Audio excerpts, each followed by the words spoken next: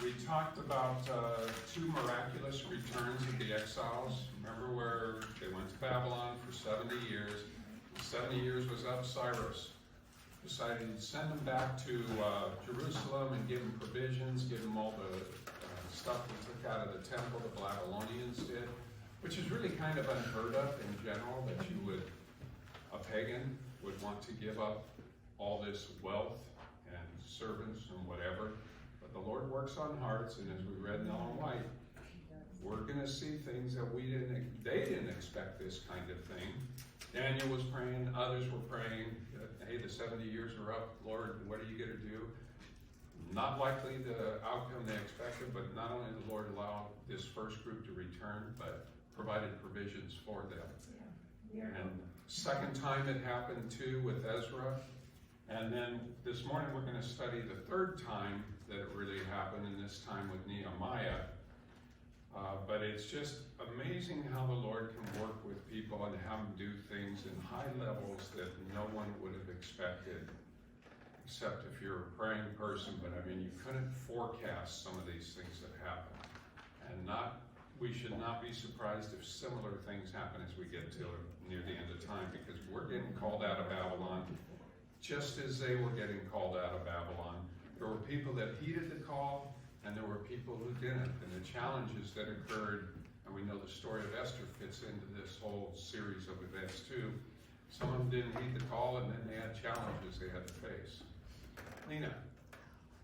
I've been trying to place these in sequence, and I was reading through Nehemiah again, just right from the beginning, and all of a sudden a name popped up, Mordecai.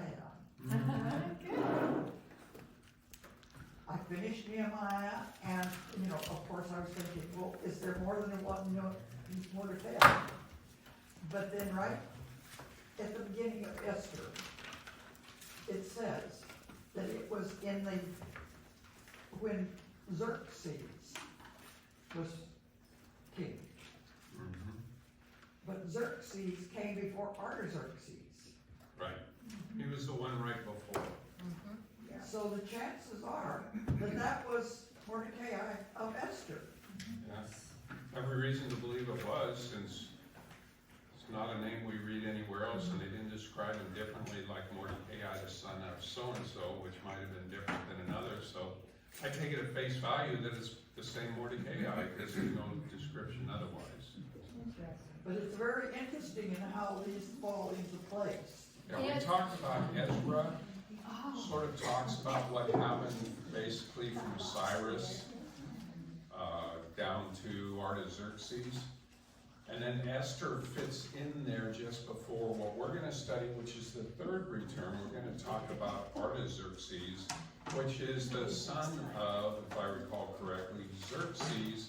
And Xerxes, also known as Ahasuerus, is the Esther story. So these all fit together. You can't always go by the order in the Bible. Sometimes it takes a little bit of work to put everything in the proper perspective, because even Job is after Ezra and Nehemiah, but the belief is that probably should have been in the middle of Genesis somewhere. So, yeah, but it's good study, isn't it? Yes. You learn a lot of things when you read the scripture, things you didn't notice before. And reading it once is good enough. It's never good enough. even when you've read it a dozen times, something all of a sudden comes out. Yeah. I love how the Holy Spirit works. When they go through all those names and everything, it's so easy to just go skip over them. Yeah. They have significance. That's why they're there. A new person maybe doesn't want to read through all the genealogy because it may not mean as much, but it's in there for a reason. And if you spend time in the Word, it comes back to explain things. We don't always know what it is, but the Lord does. And He'll share with His people. I just wanted to say welcome back, Charlie. Thank you very much. It's so good to be back. It's so much better than Michigan. And I couldn't help when I was reading about Cyrus and guys and all these men who did wonderful things for God's people. what a difference between them and Pharaoh, who was also a great king. And no matter even having seen miracles, he still Yeah. would not do it. Hard to convince him, and he had plenty of evidence, Yeah. plenty of evidence. More than Cyrus, we would probably say. That's what I was thinking. Yeah, It's amazing, so it just shows the difference in people. yeah. And look at even Their hearts. Nebuchadnezzar. And his Yes. heart, I mean, he's this great king, a king of gold, head of gold. In fact, he made a whole statue of himself kind of thing. But yet, God humbled him, and God was able to work with him and through him. So never be surprised who the Lord will work through. It may be the last person you expect.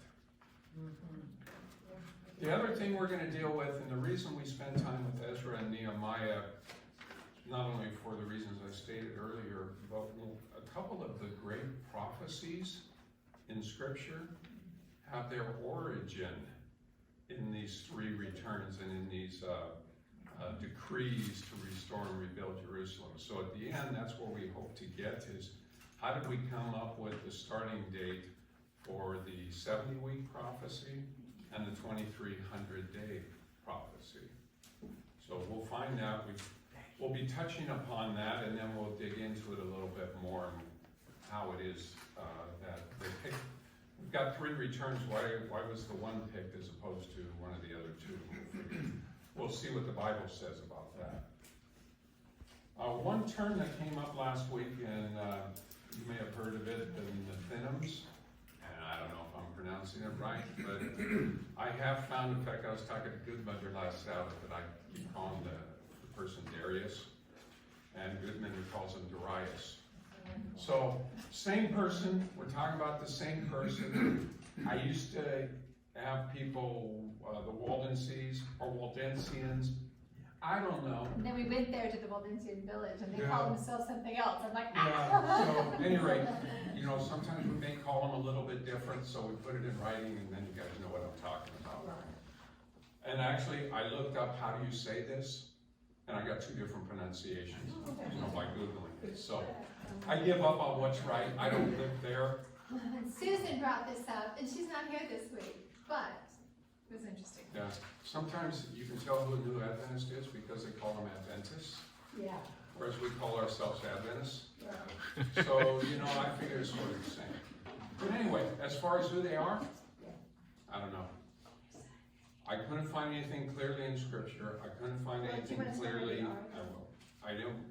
I didn't see anything clearly in Ellen White describing who they are. They're separate from the Levites. They're separate from the priests because they name them separately. I couldn't find anything really when I Googled it. It's all conjecture or speculation. It seemed like they are helpers of some sort. Diane brought up when we were discussing it. Can we say where the word comes from, though? It's in Ezra. They were some of the people that went back. Right. It talked about the singers and them. It talked about them and the Levites. And Well, so no, they're not the singers either. we know they're not the Levites, Right. Or the priests. but they're a designated people that went back. And they were so careful to only have the Jewish people rebuild the temple. So it was interesting to have their name pop into it. But there was, as it pertains to the worship of God, a situation that occurred back in the time of Joshua, where he was deceived by, the people of Gibeon, I think it was. And they came in with their wineskins that looked like they had been traveling for years and did this whole deceitful thing to try to work out some kind of treaty of sorts. And because they were deceptive about it, they turned into be the servants, in essence, to the sanctuary. They would cut the wood, they would haul the water, they would do certain things like that. So you are cursed and none of you shall be freed from being slaves. That was the That Gibeon was ones. Joshua 9. So what exactly they were, I haven't found anything that would identify them more than that. But there may be something out there that I'm just not aware of. But they were to be woodcutters and water carriers for the congregation for the altar of the Lord. So it's kind of interesting because they're going back to build the temple and And they these did people are sacrifice. going back. So not sure who they are. Mrs. White said they were workers for the temple. They were good people that worked. Anyway. Okay, so if you had a question, that's as good of an answer as I could find. Okay, remember we had 3 returns of the exiles, and we're going to cover them just briefly. Remember the one under King Cyrus, where governor Zerubbabel led about 50,000 men plus women and children to build him a house? That's what we covered in Ezra 1 and 2, sort of described who the people were. And then I know after that we had King Darius, and he gave a decree, but it wasn't that was to build the temple, overcome the resistance. King Artaxerxes, in his 7th year of reign, remember that son of Xerxes, Ahasuerus, Esther story? He was God's scribe, and he led about 1,500 men plus women and children, so we don't know the exact number. And then the 3rd time was King Artaxerxes, again, where, as far as I can tell, I only know of one person that went. I can only find one person mentioned in the Bible, one person mentioned in Ellen White, that Nehemiah went back when he went back with a big purpose. And that's what we're going to study today, because I think Nehemiah is a great study in how we should conduct ourselves in adverse environments. But anyway, he was the king's cupbearer, and he traveled to Jerusalem, and we're going to cover that in Nehemiah 1, which is where we're going to spend our time this morning. So if you would, turn to Nehemiah 1, verse 1. Rose, can we get you to start us off? Nehemiah 1, verse 1.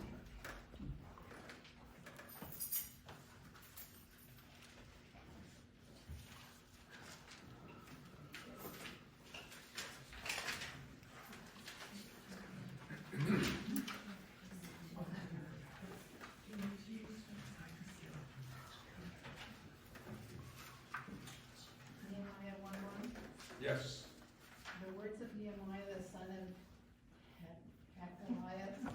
It came to pass in the month of Chislev in the 20th year, as I was in Shushan, the citadel. Okay, so you got Nehemiah writing, and it's in the 20th year. When they speak about 20th year, usually they're talking about somebody's reign. And in this case, it's Artaxerxes' reign. And that's basically where their capital was Shushan, the citadel. And you hear about that in Esther. Now, if I remember right, the distance from Babylon to Shushan is like 1,800 miles. So they didn't stay really in Babylon after they conquered it. They sort of moved to Shushan at some point, and that seemed to be where their base of power was. It's also, just so you get a rough idea, it's about 900 miles, at least Google told me this, 900 miles from Shushan, or also referred to as Sasa or something like that, or Susa, S-U-S-A, to Jerusalem. So when they're going back to Jerusalem, that was not a small trek. That was probably about 900 miles to get there, give or take. So these places are not close, which will come into play as we discuss further. How about verse 2?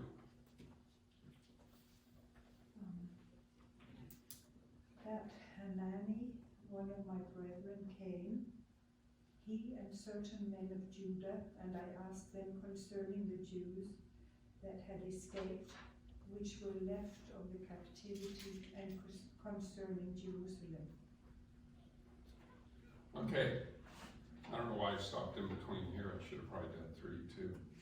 But Nehemiah still had an interest in God's people and wanted a report. It's not like today we can get a report pretty quick. It's hard to know what's going on, so he asked some people who knew what was going on there. He had an interest in God's people. Like we should have an interest in God's people. Now we're going to see what kind of person Nehemiah was. And the reason I wanted to break in between these is Nehemiah is a good example as to how we should be in a work environment. I know some of us are retired, but in a work environment and even in other environments, how we should conduct ourselves. We're not always in the environment we want necessarily. Certainly, do you want to serve a pagan king that, at least There were times when they weren't treating God's people very well, but he made the most of it. And look what we're going to read about what Nehemiah did in less than favorable circumstances, because you could tell his heart was really in Jerusalem, but that's not where he was. But he still made the most of the circumstances in which he was. Okay, verse 3. And they said to me, the remnant there in the province who survived the captivity are in great distress and reproach, and the wall of Jerusalem is broken down, and its gates are burned with fire. Okay, we will study more of that later, the author indicated. We really didn't hit upon all the persecution that was occurring. That's back in Ezra chapter 4 principally. But they're trying to rebuild this great glorious city, and they get a lot of people going against them. We read a little bit about the Samaritans, as Ellen White referred to them, who said they'd help, but then they were some of the biggest obstacles. But there are other local governments that are going to fear somebody building up a new government. But notice what the report is. What has the wall of Jerusalem, that's what provides a protection to a city, was still broken down, and you can't close the gates because there are no gates. They were burned with fire. So as we know, you read the story of Jericho, and they had walls that protected them. Very common in old times. That's why Babylon thought they were impregnable, because they had those massive walls around there. Don't have a wall, don't have much protection. A lot of times we use fences now for protection. But some people in bad neighborhoods put bars over windows so people can't get in. They were being harassed by their neighbors. It wasn't a good situation. Verses 4 and 5. And it came to pass, when I heard these words, that I sat down and wept, and mourned certain days, and fasted, and prayed before the God of heaven, and said, I beseech thee, O Lord God of heaven, the great and terrible God, that keepeth covenant and mercy for them that love him and observe his commandments. Now, did it affect him directly? No, but it affected God's people, right? Should we not almost be doing the same thing when we hear bad reports of something that's going on in our church, even if it doesn't affect us directly? We should be spending more time in prayer, and it should sadden us. Also, like, you keep your covenant and mercy with those who love you and observe your commandments. You're going to find Ezra mentioning that more than once as we read through this. Obviously, that was important. Verses 6 and 7. Do we think it's, pardon me, but do we think it's important for, in our prayers, to remind God of his promises to us? I've never been in the habit of that, and I'm gonna seem presumptuous or. You know, I've just seen so many times in the Bible where the great men of God do exactly that. Lord, you promised you will take care of us. Because what are you doing but reciting the Bible? Does he know everything? Yes. Of course he does. But he wants you. What's the purpose of prayer? Does he not know what's in your heart? He does, but this is to help you to realize, I can do nothing, Lord. This is in your hands. You have promised this. I claim that promise. My kids, they were quick to do that. Hey, So Dad, you trained your promised to do children to something. pray this way? You trained your children to pray this way? I don't know if I I trained my think we children. grew together. Okay. But I probably should have, because I think it's biblical that we're supposed to claim his promises. You promised to take care of us. I mean, isn't that how you generally pray to people, or pray to God anyway? Is for his watchful care, lead Well, us in not into petition, you know, temptation. my habit, of course, is petition and. But should you not be able to claim promises? David Yes, did. I would hope so. I would hope so too. Yeah. And so you were basically pointing out to God, God, you made this promise. I'm just asking you, help us to keep our part so you can keep your part. Because we break the covenant, God does not. And so it puts us back in that covenant relationship. Charlie? 2, 3 texts. The first one, in Genesis, God said, and let there be light. And His word produced the light. And what we're trying to do is do the same thing. What we say, what we think, what we do is all controlled by this. Okay, and if it's not controlled by this, then it's just, so much water running over the dam. In 5:48, Matthew says, be ye therefore perfect, even as your Father which art in heaven is perfect. When I look at myself every day, I have to ask forgiveness for a sin that I did, that I shouldn't have done, and I know that He will give me the power to do exactly what He wants. But I have to ask. 7:7, Matthew, ask and it shall be given. Seeking you shall find. Knocking it shall be opened. For everyone asketh and receiveth, and he that seeketh findeth. He that knocketh it shall be opened to. I mean, these are simple guidelines. There's a book. I got it. I give them away. Glenn A. Kuhn. God's promises heal my problems. Yes. Leave me talking. Now you know where it is. Yeah, very good. But David, when we do pray, there's oftentimes that you claim a promise, or my daughter had an interesting situation one time with a snake, and they had killed a black mamba in front of her where she was staying in Africa, and then saw something go under her bed. And she called me and said, I don't know if it's a cobra or a mamba or what it is, there's something under my bed. And I said, go get the groundspeople. Oh, they're all asleep, it's midnight, I can't. And I'm like, okay, you need to leave there and go somewhere else. And she's like, Mom, God has promised us and talked about Paul on the island, the snake. And I go, and she goes, see you, I'll call you tomorrow, hang up. I was waiting for that phone call, and she called and she said, I slept so good, I claimed God's promise and jumped into bed, I was over the top. She slept all night. I'm like, what? Okay. I think not only do you claim it, you have to act upon it. In Ezra is a beautiful story where Ezra's, talked to the king about his God and how his God watches over them and all this kind of stuff. And then when he's going to go back to Jerusalem, and there's a lot of dangers from over those almost 1,000 miles of other people who didn't really care for their people. So there's a lot of dangers, but he decided the king would have given him an army, because the king cared for him that much. He'd have given him an army to protect him. They said, I've been telling the king how God has protected me and his people all this time. If I now ask for an army, does it show that I'm a little weak? And so instead he said, no. And they had a lot of money. Did I mention they had a lot of money they were taking with them? Yeah. So he said, that would show dishonor to God if I don't trust God and I ask for the king for protection. I go to the king of the universe for protection. And I thought it was a beautiful story of how we should do likewise.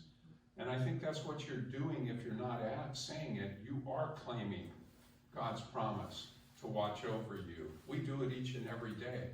We pray that He'll watch over us. That's claiming His promise that He has promised to do. I was just given a list of a full page, small print, 2 columns of promises in the Bible. So I've got something to start with. Yeah. I mean, they're in there for a reason, right? I think that when we claim God's promises and remember, it brings us into relationship with Him, and it reminds us of His promises, and that what you said that you need to act on it is so true. Because then we now are involved in the doing or the being used or having the Holy Spirit be in us and move through us in the claiming and the acting and the believing and then the relationship that ensues because of that. Builds up our faith. There you go. Builds up our faith. Now, does the Lord ask for a tithe from us? What for? Everything is His anyway, right? It's because we can participate in the work of saving souls, and it keeps us connected to God because we return what God has given to us, helps us to remember what He has done for us. And He promises to pour out blessings upon us. Is it wrong to claim that? I don't think so. If He promised it, we should claim it. But as far as the tithe, it's His. And to give it is to return to him what is his. And that is, it just makes him so real. And It makes us- connects us to him. He owns my house. I'm just using it. You know, that is such a good feeling, because if it's his, he'll take care of it. But he also knows how we are, that when we participate in something, we are more part of it. And by participating, whether it's money, time, it should all be time and money, but it's good to be involved in something like that. Makes it yours. Charlie? Okay, we talk about Malachi 3:10. Says this, bring ye all the tithes into the storehouse, maybe meet in my house, and prove me now in your midst of the worlds, I'll open to you the windows of heaven, and pour you out a blessing, there shall not be room for it. Now I'm going to go to Philippians 4:13 and 19. I can do all things through Christ who strengthens me. But my God shall supply all of your needs according to his riches and glory by Christ Jesus. With these three texts, I mean, we should, you know, and I didn't do this all my life since I became an Baptist in 1973, but I learned day by day, week by week, month by month, year by year, you can't outgive God. You can't do it. Right. Never can. Okay, verse 8 and 9. I think you didn't do 6 and 7. Did I miss 6 and 7? Whoa, I'm getting ahead of myself. 6 and 7. Let your ear be attentive and your eyes open to hear the prayer your servant is praying before you day and night for your servants, the people of Israel. I confess the sins we Israelites, including myself and my father's family, have committed against you. We have acted very wickedly toward you. We have not obeyed the commands, decrees, and laws you gave your servant Moses. Recognizing our sinfulness, pretty important step, isn't it? And then again, notice we failed to keep, now again, you don't want to keep the commandments because they're an order to do so in essence. You keep them because of your relationship with God. You want to do it because they're good for you. They're good for your fellow man. Amen. So I don't want to make this seem like, oh, you got to keep these, that's the only way you. No, you do it because you love God. If you love me, keep my commandments. So I don't want anybody to walk away and think, see, if I keep the commandments, I'm good. That's not how it works. But notice again, he's talking about where the failures are. You lose that covenant relationship, you stop keeping the commandments. 8 and 9.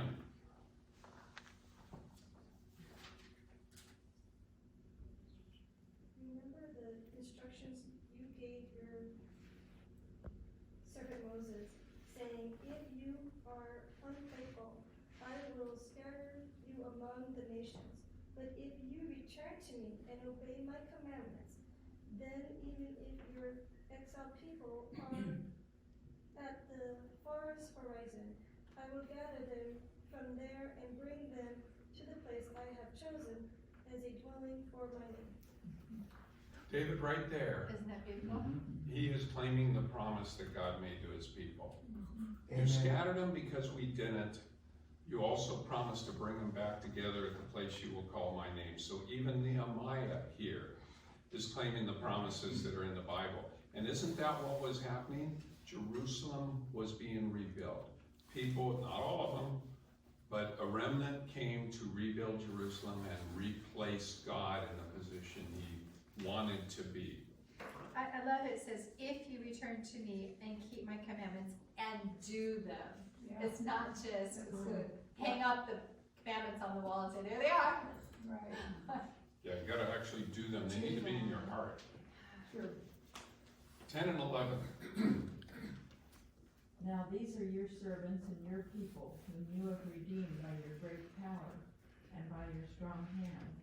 O Lord, I pray, please let your ear be attentive to the prayer of your servant, and to the prayer of your servants who desire to fear your name. And let your servant prosper this day, I pray, and grant him mercy in the sight of this man. for I was the king's cupbearer. So did Nehemiah tell him anything anything he didn't know? No. No, but he sure is claiming his promises, isn't he? Amen. And isn't this good for us to read? I mean, that's why it's in here. So he wants to accomplish something for God's people, and he's setting himself in a position to do so. He's repenting. He's saying we've sinned. You read this in Daniel. Daniel did the exact same thing. We'll find that in Daniel 9, beginning of Daniel 9, before Gabriel returns to him and helps explain the vision that he was troubled with. That's why I figure if the greats do it, it's a good reason we should. Charlie. Okay, on the commandments. This is John 15. If I am the vine, you are the branches, he that abideth in me, and I in him, the same bringeth much fruit. Without me, you can do nothing. And that means nothing good. You can do a lot of stuff, but not good. Then verse 7 says, if you abide in me, and my words abide in you, you shall ask what you will, and it shall be done unto you. And then verse 10, if you keep my commandments, and abide in my love, even as I've kept my Father's commandments, and abide in his love.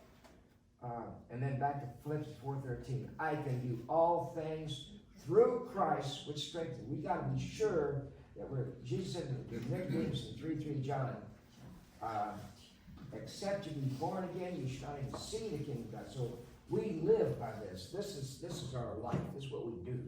Sure. Jonathan.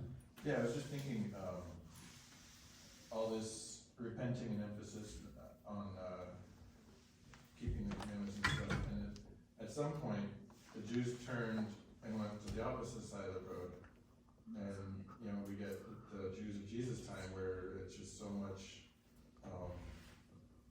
By the law. Yeah, by the law, I forget the term. Even making up their own laws. Yeah, We call it pharisaical. Legalism. Right. Legalism. Pharisaical, Pharisees. Yeah. Good Monday. Well, a couple of things. One about the promises. We are not to repeat the promises to God because He doesn't remember it, but it is to remind ourselves of that issue. And so that will build us up. It's not going to change God. No. Secondly, is something interesting here. You may not have noticed in verse 11. Notice he is praying to God, and then in the end he says, let us make the servant successful today and grant him compassion before this man. Who is this man? The king. Yeah. You see, he's praying to God, but he says, I want success against the man. You are the God. And now I need to deal with a man. So help me in that instance. Yeah. Even though the king is superior to him, he is still a human being. He is still a man. And couldn't we use that in our own work environment sometimes, where things aren't going well, and you may not have a Christian boss, which I think most of us have been there at one time or another. We've seen that happen even recently, where the person just was obstructionist to any good thing that, in this case, my daughter was trying to accomplish, and we prayed that the Lord would work on the heart of, and the Lord certainly did. But it took a few And months. He did here too, and that's what he was praying for. It doesn't happen always right away. It took a while. I think Ellen White talks about this was about a 4-month process where he was praying and fasting and sad and crying and all this for God's people. And yet, it's like it didn't affect Nehemiah personally, but it affected God's work. And that's what he was passionate about. John? Just wondering if somebody knows the 2 months. We have Chislev, and then when he actually goes and talks to him, it's Nissan. I don't know how many months. It would be I'd have to ask Guzman where he knows that. Jonathan, I think we have the Kislev is same month. approximately November, December. And Nissan is March, April. So it's that's the 4 months. Yeah. So it gives an idea it was a period of I time. think we have the same Bible. You have the, page 1595 has the map. Oh, it's a cheat sheet? Yeah, cheat sheet. Yeah, I love those. That's what it is. Okay, Nehemiah 2:1. And it came to pass, in the month Nisan, in the 20th year of Artaxerxes the king, that wine was before him. And I took up the wine and gave it unto the king. Now I had not been before time sad in his presence. Isn't that cool? Was it in the environment necessarily he wanted to be in? He wanted to be with his people, that's where his heart really was, and we'll find that as we read through here further, but he made the most of it. Never sat in. You want to be a witness? We talked about in Romans, what was it, 12:17, I think it was, or 14:17, I'm trying to remember, where it talked about a relationship with God has righteousness, joy, and peace in it. Well, he's having joy because of his relationship with God, not necessarily the environment he's in. And I think Daniel was the same way. Yeah. I really believe that. Yep. So you make the most of any situation the Lord puts you in, and you can be a great witness as a result. It's not always this environment you want to be in. I think we've all had jobs we didn't really care much for, or people we didn't really care to work with. There's one point, and I can't remember where I read it, it might have been in one of those Ellen White's explanations, that to appear before the king, everybody had to be pleasant. It was just not done to go in sad. Yeah. But he was so upset about this that he couldn't hide it. Not forever. He did for a while. Right. Yes, because what is the king? Ellen White talks about this, I think it was in chapter 42 of Patriarchs and Prophets, that the king is, bear in mind, Artaxerxes' predecessor, Xerxes, his father, died by the hands of, I think it was his captain of his, or somebody like that. So back then, you were checking out your people.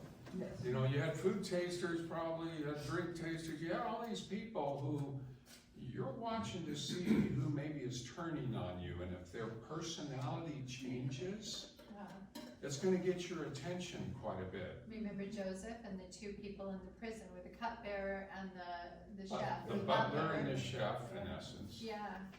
And One of them lived and one died. One didn't. And I think Nehemiah probably was the drink taster for him. He was a cupbearer. I suspect he was, that he would drink first. If you live, I drink it. If you die, I don't. Yeah. I don't know how much time they waited, any of that. Okay, so we'll get a little bit of that answer when we go to verse 2 and 3.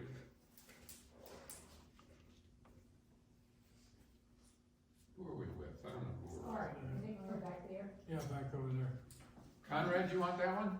Oh, no, go ahead. Okay. So the king asked me, "Why does your face look so sad when you are not ill? This can be nothing but sadness of heart." I was very much afraid, but I said to the king, "May the king live forever. Why should my face not look sad when the city where my ancestors are buried lies in ruin and its gates have been destroyed by fire?" Okay, so why was he dreadfully afraid? Because the king might be thinking he's a traitor or going to be a traitor or something, can't be trusted. But he said But he that was explained true. why. Yeah.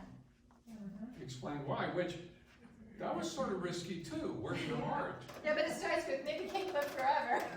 That was, God gives wisdom in words, doesn't he? So yes, you can see this sort of playing out, and it's a challenge for him. He's very human. Yeah, good mother. It's good to bear in mind this here, because from the book of Esther, you know, Esther was afraid to go before the king, because at that time no one dared enter the presence of the king unless that person was basically invited. So if anyone went in uninvited, there was only one thing that awaited that person, and that was immediate death. And that you were mentioning, you didn't dare bring up something that might possibly be negative.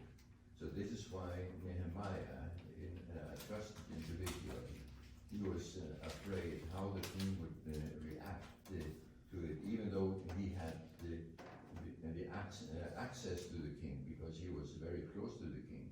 But he knew that the news of what he was sad about was not very positive.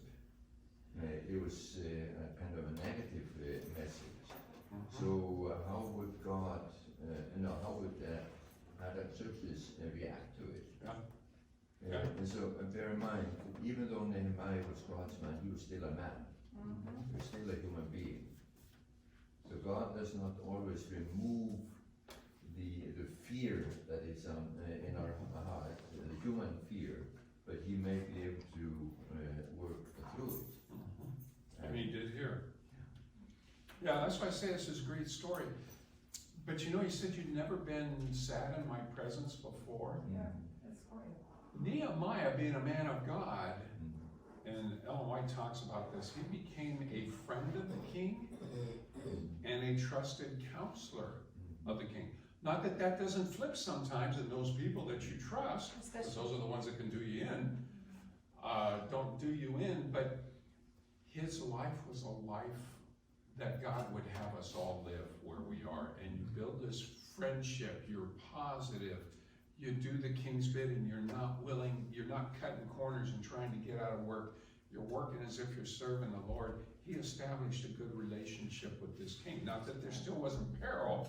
Obviously there was concern, because they could off your head just like that. That's not like America.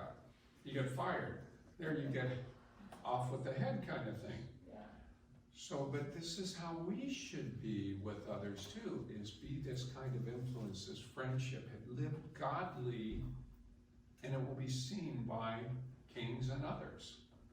That's why this story is so good for us, not just for them. This can help us nowadays to live as God would have us. And did Nehemiah really think this could happen? Well, he knows God can do anything, but it was still a risk. Yeah. Charlie, and that good. And I think that the way he worded it, it was a personal sadness. So it was not anything that affected really his kingdom or anything. He was just sad because his ancestors were buried there, and he was sad that it was such a mess. I can see where you could be concerned there might be split allegiance, trying to build up this kingdom that used to fight all kinds of folks. So that's why I go with what Gudmundur said. It was a little bit of that bittersweet. Yeah, you're explaining why, but that may not be a positive thing either. But God works on hearts, right? And he had built up a relationship with this king that allowed for this conversation to occur, because he lived like God would want him to in a bad situation. Charlie. I had a friend, I don't know if he's still alive or not. This was between 1981 and 1991. His name was Sam DeGraygill. He was from Chicago, and he had his own company. It was a $1 billion a year company plus, and he had 4 plants in the United States. Well, actually 3 in the United States and 1 in Mexico, and then he had a couple in other countries. But his business was pecans, and his daddy started the business before he was even born. And his daddy had relationships with these people all over the U.S. and all over the other countries. And anyway, what we're talking about is what you said is character, okay? People change, and they change because this is a transition. A thought repeated will become a word. A word repeated will become an act. An act repeated will become a habit. A habit repeated will become character, which is our destiny. And that's what happened. All these people, not all of them, most of them, sold Sam out because the people that wanted to take it over, this billions of dollars of business, they made agreements with all these people. They went to each one, and they got them to go for them as opposed to Sam. And Sam would do everything for these people. He would take them to dinner. He would fly them for a 2-week vacation. He did everything he could to solidify the relationship. But what you said is true. People change, and sometimes not for the better. Exactly. Yeah, good measure, please. One point, it's interesting to, another thing that's interesting to notice, God does not always answer our prayer, even though they're good ones, immediately. It took, Very good. It took 4 months, and it was for Nehemiah to be patient enough to wait until God saw, it took God 4 months to prepare the heart of Artaxerxes. And if you think about Nebuchadnezzar, he reigned for about 40 years, and it was only toward the end of his reign that he finally turned to God. But when did God begin to work on him? From the beginning. Just as he was beginning his reign. So God was working on his heart for between 30 and 40 years. Yeah. And finally then, he was ready. Yeah. So it teaches us something. We want people to respond immediately when we bring the message of God to them. But sometimes it may take months and even years. It's for us to be patient, like Nehemiah was. Never stop praying. And that's sort of like Daniel's story too. He's praying very hard for 21 days, ate no pleasant food, all that. Yeah. Trying to find out more about the dream and praying for God's people and all that. And it talks about how the angel was working on the heart of the king. Yeah. And so these things can take time. So it doesn't mean your prayer is not answered, right? It may be in the process of being answered. We need to be patient. God knows the best timing. God's got all this under control. We see like that much. And we think we've got all the answers. I got another thing about prayer. When I was born again in 1973, my mother-in-law called me aside and said, listen, would you please pray for my son, Billy? Billy was an alcoholic. He was a chain smoker. He ran after other women. I mean, you name it, he did it. And I started praying in 1973. His mother died, I think, around 90 or 91, and he still would do it. He would go to therapy and try to fix it, even up to 30 days, but he would be okay. Well, then he'd go right back. But around 2000, I still prayed for him. I never stopped praying for him. Every day I prayed for him, Billy. But I want you to know, the closing years of his life, he stopped smoking. He stopped drinking. He stopped pandering after women. I mean, by this time he was 60 plus years old. But my point, when I visited him on his deathbed, he thanked me for my prayers. Yeah. I guess his mom told him that I was praying for him. Yeah. So God always answers prayer, but it might be a day, a week, a month, a year, 20 years, 30 years, or 100 years. But you keep praying. Right. And sometimes the answer is no. Sometimes we want God's will done. Amen. And there have been times where we prayed and it didn't come out the way we wanted. But as we look back, if you look long enough to look back, you'll realize, Lord, I had no clue. Right, I was wrong in my request, completely wrong. You had a better plan in mind.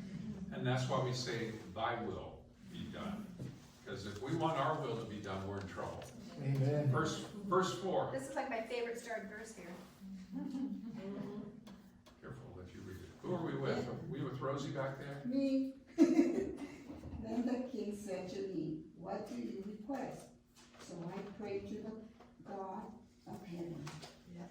Okay, you already see this wasn't an immediate no, was it? So you can tell God's timing, all this, but I also like, what did he do in the second half of this verse? What is your request?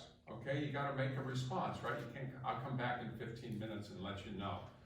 No, he's been working with God, trying to have God impress him as to how he should address this with the king when the opportunity presents itself.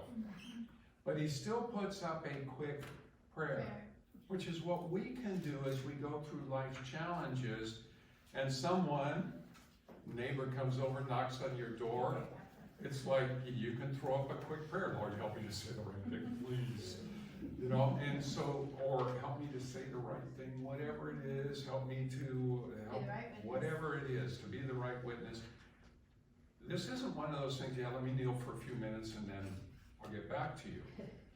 But he threw up a quick prayer. We can avail ourselves of that exact same thing, and should. So to me, what this says is he was in the habit Yes. of throwing up quick prayers. Right. Otherwise, you wouldn't think about it, would you? Yeah. In the New Testament talks about don't practice what you're going to say, because the Holy Spirit will put the words in your mouth. And brought before Probably, rulers yeah. and for my Well, he was righteousness' before a sake. ruler. And you're talking about the long time sometimes it takes to see why those things occurred in our life. I think some things we'll never know till we get to heaven. Yeah. And God shows us like a panorama of our lives, and we'll realize why certain things happened. In fact, I didn't like some things that happened in my life. I had a different course in mind in my life. Right. But 35 years later, I realized I had a bad plan. Seemed like a great plan at the time, but God had a better plan, and the rewards were greater. But I had no clue at the time. I wasn't even that bright back then. You would think you would at 30 years old, but where you know everything. But God has a plan. It may not go the direction you want, but it's still a better plan. Yeah, I think there's that Ellen White quote. God leads us the way, I can't remember the word, but the way we would choose to be led if we could see things. In from the beginning. Yes, as long as we're willing to be led, right? Yeah. Yeah, no, I love that. Right. Okay, verse 5, 6.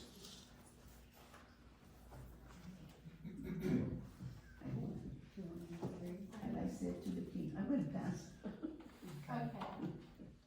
And I said to the king, if it pleases the king, and if the servant has found favor in your sight, I ask that you send me to Judah, to the city of my father's tomb, that I may rebuild it. Then the king said to me, the queen also sitting beside him, how long will your journey be, and when will you return? So it pleased the king to send me, and I set him a time. How important was he to the king? And the queen. Queen's sitting Okay, there too. you want to go, yeah. You want to go, well, when are you coming back?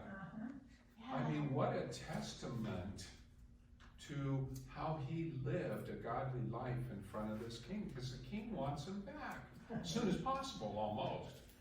And he didn't even, all he said, how long are you gonna be gone? Yeah. He didn't say, okay, you can go. He said, how long are you gonna be gone? Yeah. But when are you going to return? Yeah, exactly. It's the first vacation time Like in the Bible. he didn't even, he just assumed that, or like the king implied that the answer was yes, basically. Yeah. Yeah. And as we read, and we ran out of time, but I want to finish this part, and please, it's a good thing to read this afternoon. But he asked for a letter from the king, because beyond the river, and you're going to see that term beyond the river quite often, that's referring to the area west of the Euphrates River. So when you see that, you know what it is referring to, so you know what river it is. But he asked that he will send letters to these governors, leaders beyond the river for safe travels and everything. He asked that the person ruling over the forests up in Lebanon, I believe it was, that he can get the wood they need. Wow. Use pagan money, in essence, to accomplish this. So all these things that he asked for, and to give his trip to Israel the emphasis needed, that it was the king's business, he sent him an army to go with him, to keep him safe, and to show this was serious business, because the king doesn't send that just for anybody. Well, the king wanted it back. He was going to ensure he came back, huh? But anyway, we know he didn't come back immediately. He spent quite a bit of time there. I don't remember how long. But anyway, read through this. We didn't get to the 70-week prophecy, but we are going to hit that first thing on Sabbath, next Sabbath. So take a look at the commands in Ezra, and then the one we just sort of studied here. Well, there really wasn't a decree so much here. Go to the Ezra where it has the decrees, the Cyrus decree, the Darius, whichever it is, decree, and the Artaxerxes decree, and see which one, as you read them, which one is the one that fits the prophecy of Daniel 9, 25, 26 in that area? But you know, don't you feel like God is really controlling that king's mind? Because look at these other kings that he comes to in verse 10 and all. They were against him like anything. It was just a miracle. It is. For a pagan to want to rebuild a city that was known to be its own political power and fight others. Right. And it's like, why would you do that? Why would you create an enemy? Why would you want them to build their walls? Because if they build their walls, they become a little more impenetrable. Yeah. And at this time, the temple had already been built. Right. The temple was built in the time of Darius. So what he's doing is Building building a walls, city around it. which makes it safe, which, if you remember, last quarter, we studied about Isaiah 58. Ellen White says that's something we should use as our rally cry for the end time. Talks about rebuilding walls in Isaiah 58:12.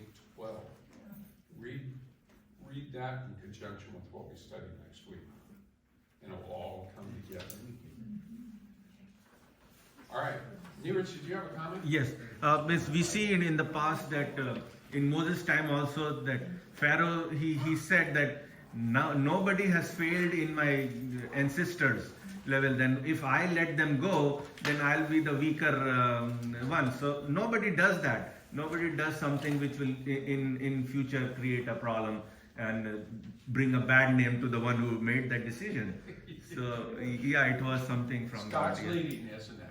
So God can do great things, and He will at the end of time too. Amen. And we won't know from where it comes. But watch. George, you mind giving us our closing prayer? Heavenly Father, we are so grateful today as we studied your word, that you are with us all the time, that you give us words to speak, that you put us in circumstances where we can show your love, and that you are leading in our lives, even though sometimes it may seem like not. And so, Lord, today we are grateful, and we pray that we will continue to remember the promises that you have given us, and accept them, and believe them, and study your word, and do it. And we know that our lives will be happier, and that we will get to see you someday. In your name, amen. Amen.